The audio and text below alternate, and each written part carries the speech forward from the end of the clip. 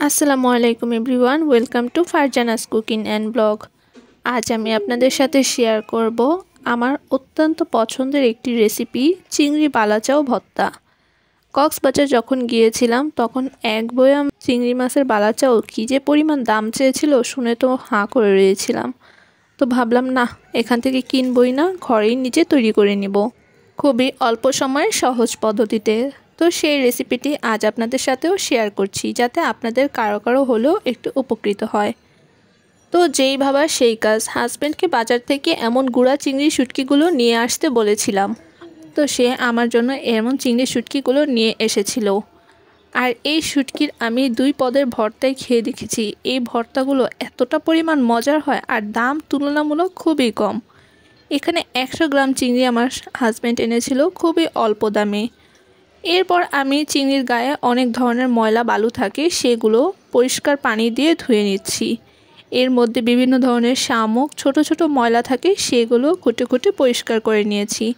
আর 2-3 বার পানিটা পাল্টে পাল্টে যেই এক্সট্রা বালুটা থাকে সেটা পরিষ্কার করে নিয়েছি।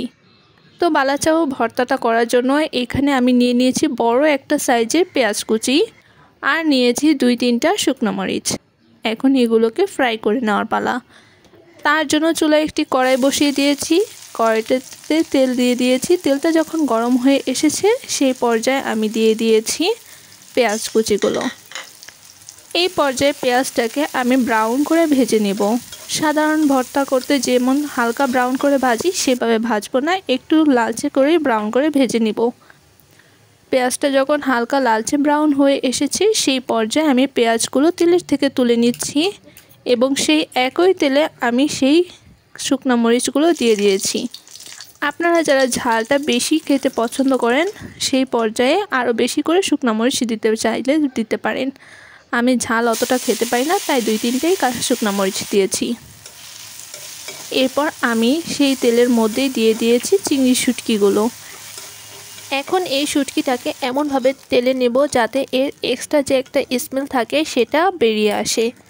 তো সবগুলো শুটকি আমার ভালো করে ফ্রাই করে নেওয়া হয়ে গিয়েছে। এখন আমি সব কিছু একসাথে মাখিয়ে নেব।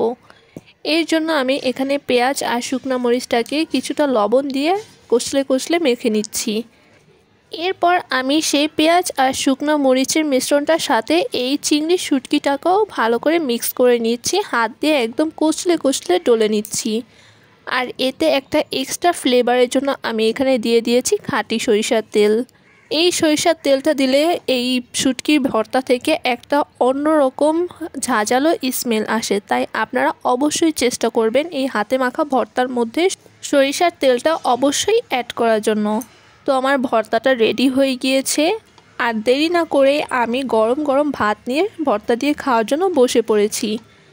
বিশ্বাস করেন, বালাচাও ভর্তার থেকে এই ভর্তাটা কোনো অংশে কম হয়নি, এতটা সুস্বাদু হয়েছে এই ভর্তাটা খেতে।